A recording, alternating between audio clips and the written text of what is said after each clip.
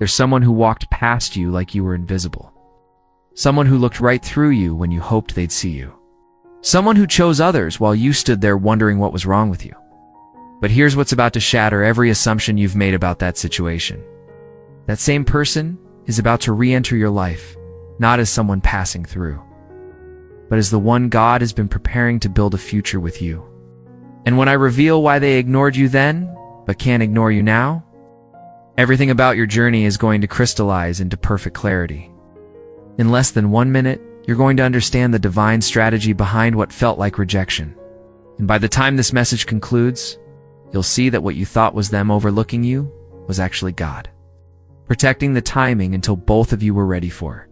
What's coming? This message is about understanding how God repositions people in your life.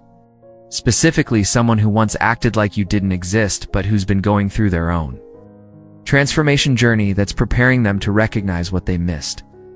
These aren't random life coincidences where people drift back into your orbit. This is heaven's deliberate orchestration, bringing someone back around after both of you have been refined, matured, and positioned for a divine connection that couldn't have happened when you first crossed paths. Welcome to God's Prophecy Message channel, where we unpack the mysteries of God's timing and reveal the spiritual strategies behind what looks like ordinary life circumstances. If you're new to this channel, I want you to hit that subscribe button immediately and activate your notifications, because the message you're receiving today is addressing a situation you've been praying about, crying about, and trying to understand for longer than you'd care to admit. What we share here isn't generic relationship advice. These are revelations about how God moves in the specific, intimate details of your love story. Before we go any deeper into this, I need you to participate in something that's going to activate your faith for what you're about to receive. Go to the comments section right now and type these 3 words: I am ready. Not just as words on a screen, but as a declaration to the spiritual realm that you're prepared to understand why someone who ignored you is coming back. That you're ready to see God's hand in what felt like rejection. That you're open to receiving the relationship that couldn't manifest until this appointed time. Type I am ready in the comments. Let that declaration register in the atmosphere. Then come right back, because what I'm about to reveal is going to reframe your entire perspective on that person who walked past you like you were invisible. Let me start by addressing the ache that's probably sitting in your chest as you watch this. You remember exactly when it happened. You remember the moment you realized this person didn't see you the way you saw them. Maybe it was someone at your workplace who was friendly to everyone except you. Maybe it was someone in your social circle who engaged with others but barely acknowledged your presence. Maybe it was someone you were interested in who dated other people while treating you like background scenery. Maybe it was someone who knew you liked them but acted like that knowledge was an inconvenience they'd rather forget. The sting of being ignored, of being invisible to someone you noticed. That's a specific kind of pain that doesn't fade quickly. It makes you question your worth. It makes you wonder what's wrong with you.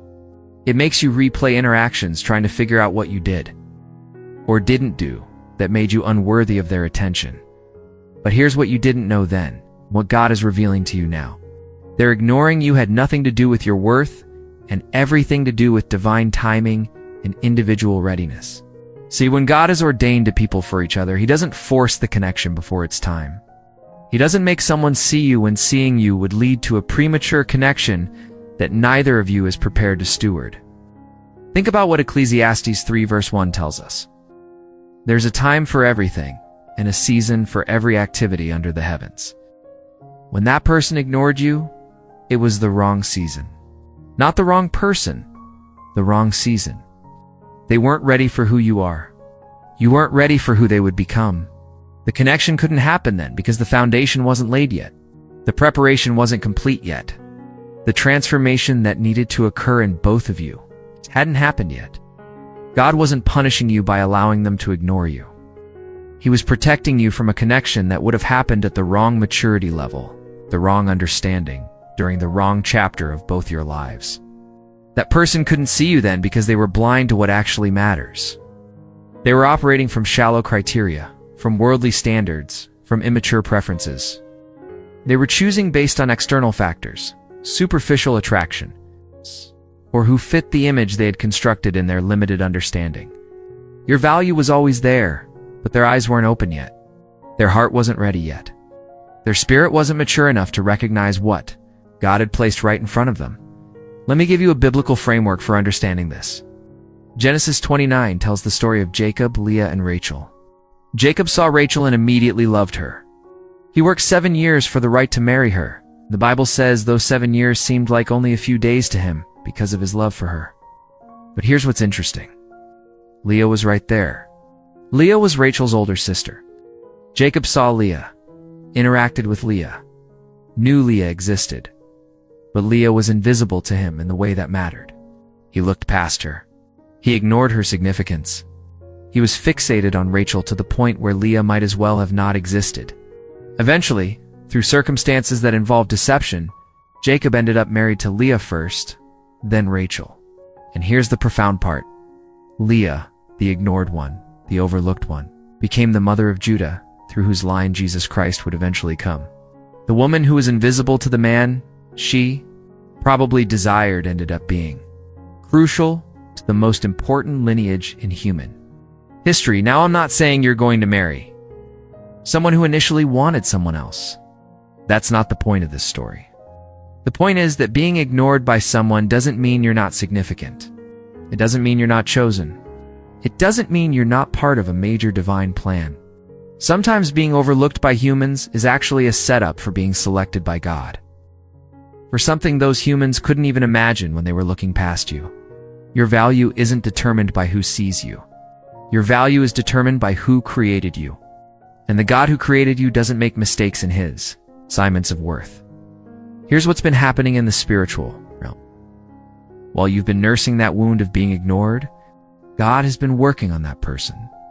He's been taking them through experiences that would break their shallow way of seeing people. He's been maturing them through disappointments that would teach them what actually matters. He's been humbling them through situations that would show them that the criteria they were using to choose people was faulty. Maybe they went after the people they thought they wanted, and those connections didn't work out the way they imagined. Maybe they chose based on looks, status, or surface-level compatibility. And they learned the hard way that those things don't sustain a relationship. Maybe they got exactly what they thought they wanted and discovered it was empty, unfulfilling, or even painful. Whatever the specific path, God has been educating them about what real value looks like, about what genuine compatibility means, about what kind of person actually makes a good partner. And while he was working on them, he was working on you too. The season when they ignored you, that wasn't wasted time for you. That was your preparation season. God was developing you in ways that you couldn't have developed if you'd gotten that person's attention when you first wanted it. Think about what you've learned since then.